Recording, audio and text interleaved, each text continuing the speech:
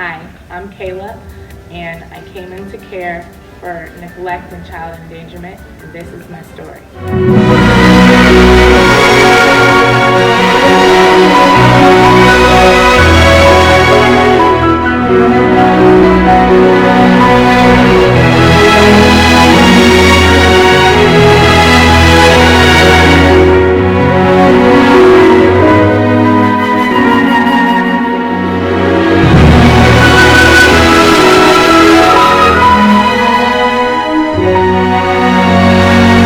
My earliest childhood memory would have to be my mother getting out of prison, and I was probably 3, and I remember her coming down a sidewalk, and she had on some cropped jean pants, high top, with a white t-shirt.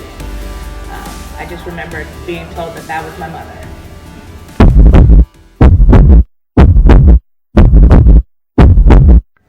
Before I came into care, for me, life was almost perfect. I had 2 brothers, older brothers, and they were always in sports, and I wanted to be around them a lot. But my mom, she wasn't having that, and so I did the girly things. But it just never seemed right to me as far as home. When I got home, outside of school activities and things like that, it was a dark place.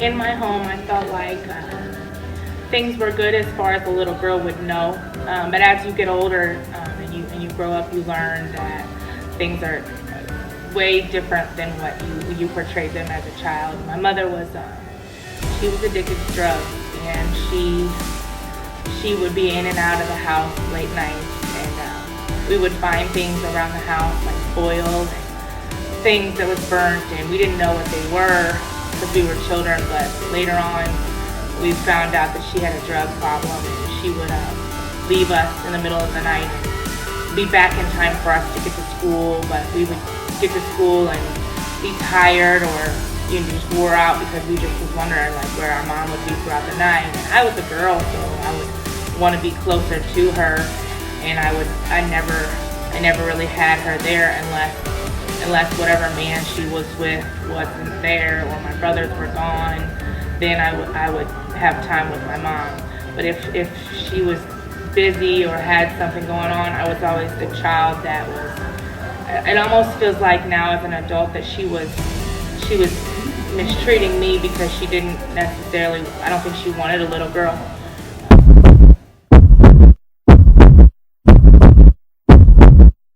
I was 9 years old when I came into foster care.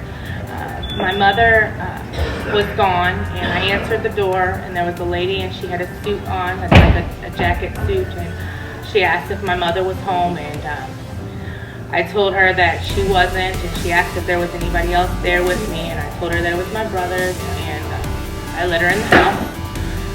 She immediately came in looking around, and she would find some of the foils that I spoke about earlier, and so she got on the phone and went outside, and I remember after that I waited on the couch for her to come back in, and she did, and she had my brothers, and she told us that she was going to take us to my uncle's house to see if they could keep us all together for this journey or whatever. She said it was a journey that I was going to have to go on until my mom got better.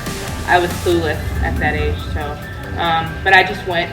We went to my uncle's house, and my uncle informed them that he would take my brothers, but they didn't have room for me because they had their own kids. So at that moment, I went to a DCFS building, I guess, and I sat there for a couple hours drinking pop and snacks until they came in to let me know what was going on.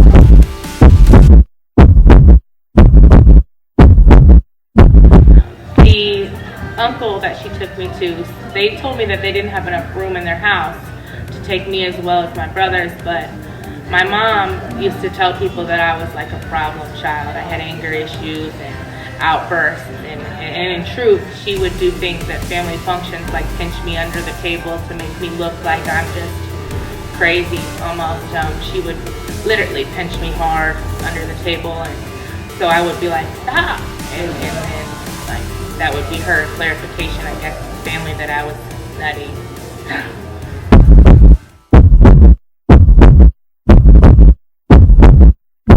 Home was pretty scary. I didn't know what to expect. I had just got taken from my family, so it was like already walking in, I was pretty much closed off because I didn't think that I would want to be anywhere other than my family. And so when I went there, everything seemed fine at first. I would get, all these gifts from the lady. Her name was Debbie. She would give me gifts, and then there was other kids there too.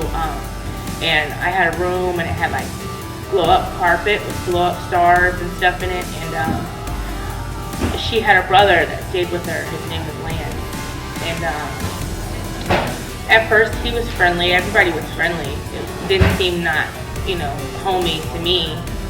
So I made myself comfortable. That night, I remember that same night, I had put my jammies on, and I went to my room that blew up, and I was just thinking, wow, this is nice, because we had went to the movies earlier that day, and it was nice. I thought, this is great, this is cool, because my family was not like that.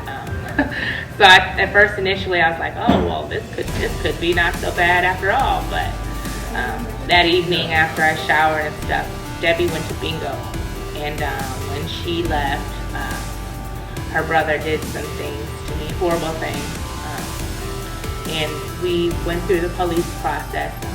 I told my mother about it, and she called my caseworker, and they made a big deal and got me moved. They gave the guy a lie detector tests and things like that, and he failed his polygraph test, but everything else was like unsubstantial evidence or whatever, so they did nothing else come of that.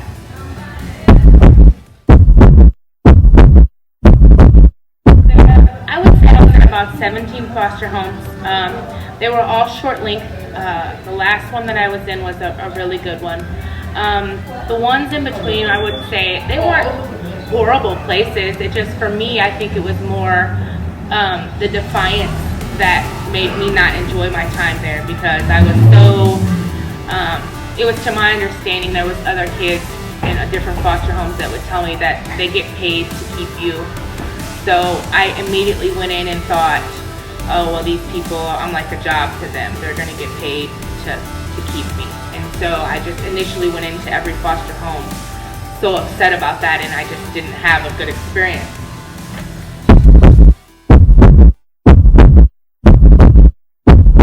The foster home, particularly, I remember it was my last one. It was Melinda and Timothy, and they had their own daughters. They had 3 of them. I remember their names too, but I loved it there. It was towards the end of my foster journey, so I just knew that I thought this was going to be my last foster home because they treated me so good. I had went into my first freshman year of high school there, and they bought me a cell phone when I had good grades, and they treated me like theirs. Like we had dinner together. I was just like one of their kids, and there was no difference at all. They had a daughter that was their biological daughter, and she was in a vegetated state, and they worked really hard to not treat me as if I was a burden on them, even though they already had their own personal things going off that like could be too much for the normal person, but their motherly and fatherly ways gave them the ability to do that for their own children and still care for me. I thought it was a great experience.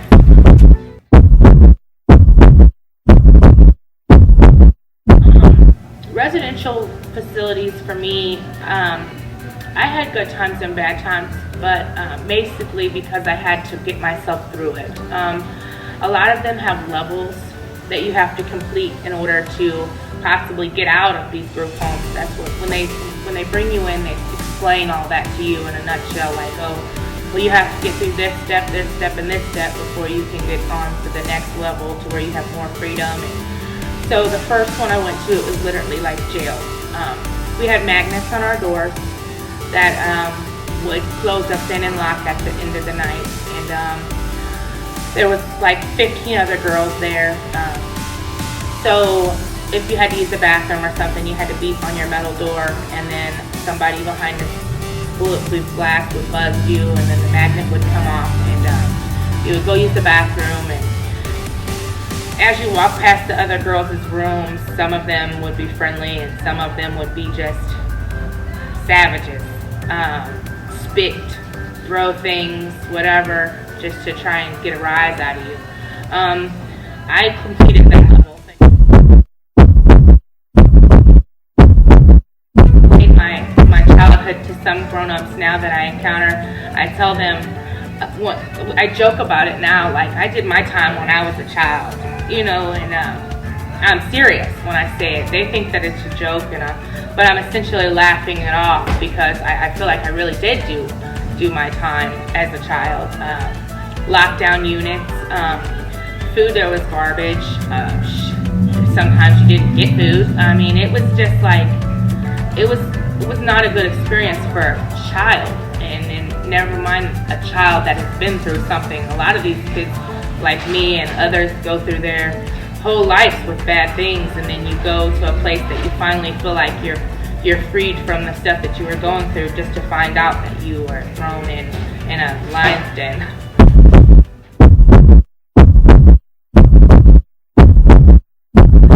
I think I was broken when my mother became aware of the situations that were going on, and then she had since then fixed herself, and she wasn't able to help me. It seems like once you're in the system, you're in it, and it's no escaping it, because by then you've had all the things that's happened to you, and it carries you, it follows you around. I think for me, the sexual abuse, and then the feeling of abandonment broke me.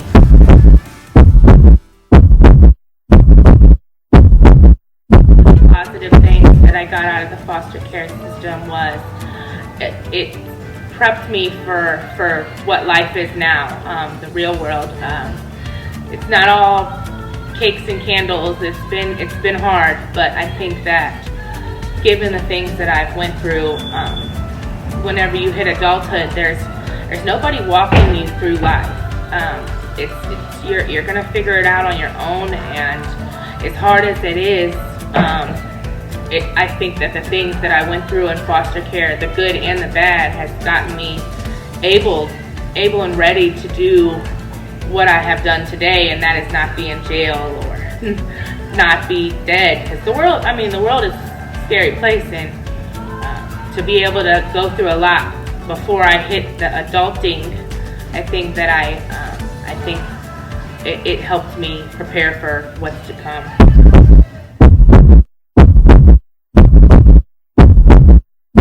I think if I could change one thing about the foster system and it going effective immediately, I would change the fact that the coming into it process, it's almost like you're being interviewed for a position that you haven't got yet. Like, you don't know if this family is going to want you or not, and it's almost like you have to transform who you are to see if this person is going to want you, or if they're going to tolerate who you are. And I feel like if people would go in explaining to kids that this is something that's going to help them, not explain to them that this is it's almost explained like a consequence. Well, because of this decision that your family made, now you are coming into this life. Versus if they explain it like this is something that's going to help you, and focus on the child and not what the child came from. Because for me, I believe that was the biggest thing. They would hear where I come from, and it's hard for a foster family to hear where somebody comes from and think that, oh well, they won't do the same thing in my home. A lot of foster parents turned me away thinking, oh well, we just can't have that in our family setting, because a lot of them have kids already of their own or other foster children, so they don't necessarily want to bring a kid with a troubled past into their home.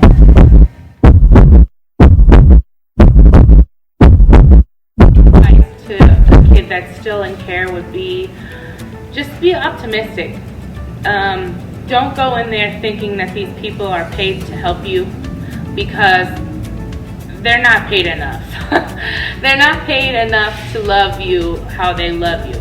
If for somebody to be open to let you into their home, and whatever your experience may be, you have to make it positive for yourself, because if you don't, then it could be detrimental to your progress. Or even if you get adopted, you have to want to be loved by this family. You have to want to be, a permanent part of their home. And if you are walking in like, oh, they're getting paid to keep me, then you're automatically you're cheating yourself out of what could be something great, because the people that are taking you in they're doing just that. It's in the proof is in the pudding. They're bringing you into their home, and they're loving you like you are their own. So just take the best of it.